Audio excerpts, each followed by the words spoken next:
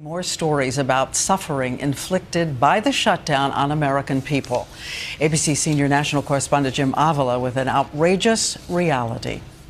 Meet Maddie Major. She's 8 years old and suffers from a rare form of leukemia.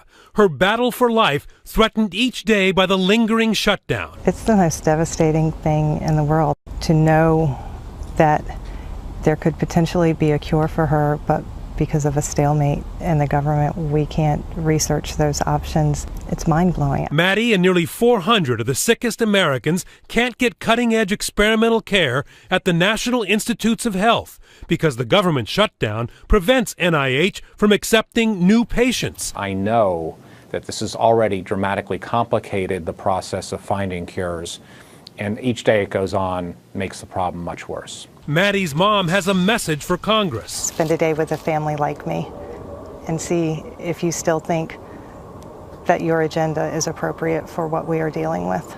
This is Maddie. Maddie. She's 8 years old.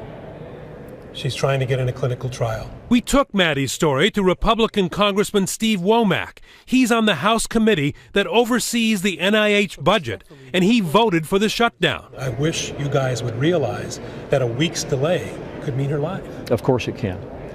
Well, everything that happens in Washington is a process. A process that is now dragged into shutdown day 11, with hundreds of thousands of government workers still furloughed.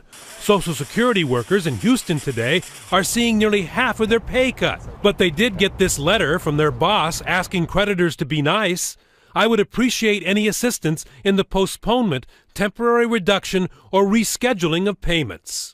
In Florida, a federal campground padlocked today. The all-American dream, you know? And campers sent packing. They're acting like kids.